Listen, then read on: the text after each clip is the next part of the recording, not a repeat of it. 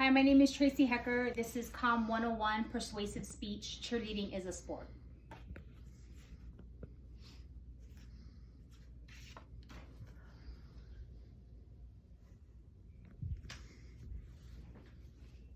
One, two, down, up.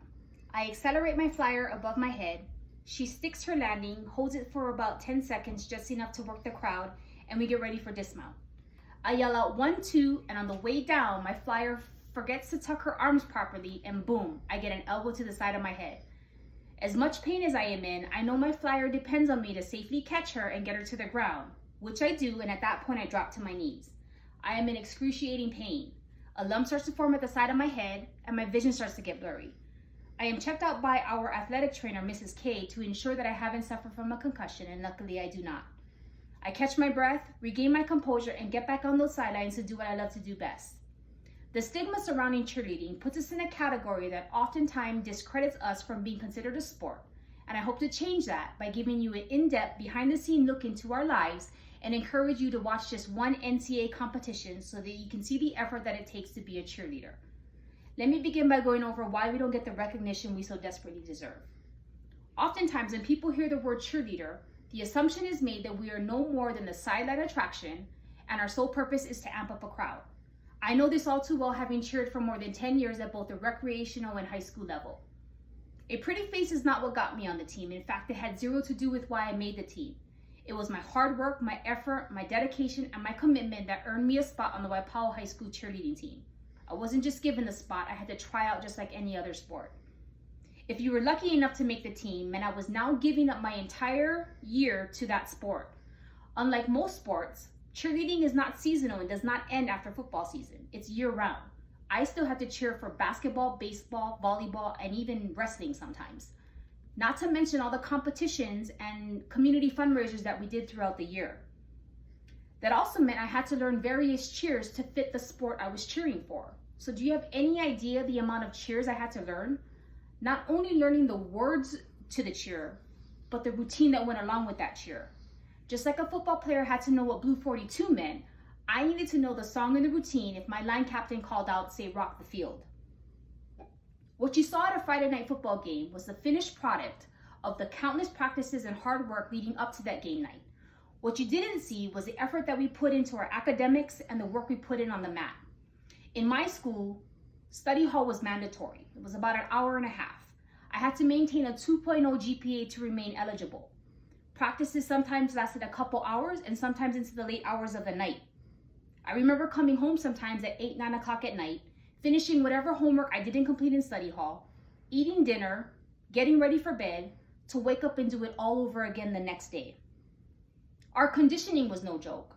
I had to run bleachers to help with my stamina, I had to lift weights to help with my strength, and I had to do stretches to help with my flexibility. Why? Because in an article written by Nadia Thacker called Should Cheerleading Be a Sport?, high school cheerleading resulted in 66% of catastrophic injuries and about 126,000 injuries take place every year in the United States, which is why repetition was key. We practiced routines and stunts and jumps over and over until we could no longer get them wrong. This was not a one-man show, but a team effort, and we all depended on each other to keep each other safe and unified. If your base was not strong and sturdy, your flyer would suffer. And if one girl forgot the routine, the entire team would look off. We also cheered in unfavorable circumstances, and that was also confirmed by Erica Goodwood in her journal entry, Strength and Training, stating that we cheered in unfavorable circumstances. We had to cheer on hardwood floors, bumpy grass, and wet and cold conditions, making us even more prone to injury. We are truly underappreciated and can't seem to shake the negative labels that people give us. For instance, beauty and no brains. Well, gee, that's funny considering I maintained a 3.8 GPA average throughout my 4 years of high school, graduating with summa cum laude. That we are promiscuous because of the outfits that we wear. Sure, our outfits were pretty risque, but did you ever consider that we wore those types of outfits so that we can get the full range to properly execute a jump or a stunt? That we are snobs. Again, big strike for me, considering I was part of student government, where I was Speaker of the House and President of the fashion show.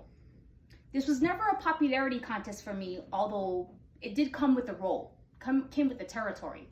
We were on constant display in front of our fellow students, our teachers, and our community. So it was important that we maintained a respectful, tasteful, colorful, and cheerful role. So how do we fix it? We fix it by giving cheerleaders the credit that they deserve. We not only meet, but we exceed the criteria of what constitutes someone as an athlete and something as a sport. An athlete is a person who is trained in an exercise, game, or sport requiring physical strength, stamina, and agility. Everything cheerleading does requires all of that. We are tossing girls feet above our head while they perform their jumps and catching them safely. So in my eyes, we meet that criteria. A sport is an activity that requires physical exertion and skill in which an individual or team competes. Well, we've already determined that cheerleading requires physical exertion and skill, but the kicker here is the word compete. And are we competing? Yes, we are. The National Cheerleading Association, or the NCAA, hosts the biggest cheerleading competition every year in Daytona, Florida. Months of hard work, blood, sweat, and tears boil down to 2 minutes and 15 seconds for you to nail your routine. According to a New York Times Upfront article called "Is Cheerleading a Sport?", about 1/3 of high school students now compete at a competitive level, even in those states where the sport isn't even sanctioned. Our basket toss, our jumps, our somersaults, and our aerodynamic jumps is just some of the things that we are being judged on, and that only gets harder with the amount of people you have competing in your group. So now that I've given you a background on what it takes to be a cheerleader, let's talk about the possibilities. There is no becoming a professional cheerleader for us. It ends once you graduate high school and if you don't wish to further your education, or once you graduate college. But why does it have to end there for us? Imagine that we too are given the same privilege as that of a football player or a basketball player. Imagine that we too have draft picks and that colleges get first cracks at picking the best of the best to represent their school. Imagine not only a football team dominating the field, but the same group of people that support and encourage them get the same in return. Gabby Butler, who is known as a cheerlebrity and is a legend at Navarro College, is one of the best cheerleaders out there. She has been cheering since she was a little girl. She was part of the California All-American team. She is a YouTube sensation with over 66,000 followers, and she also hosts her own cheerleading clinic.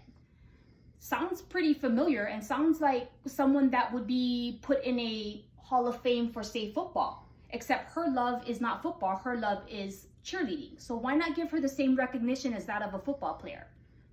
I hope that I have given you enough background to destigmatize cheerleading and the misconception that we are not a sport. Cheerleading is a real sport and should be considered as such.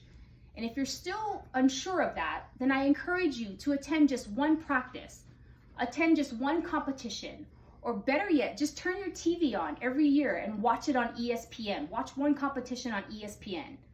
And if you still don't believe me and you still question whether or not we're a sport, then why don't you go ahead and meet me on the mat? Thank you.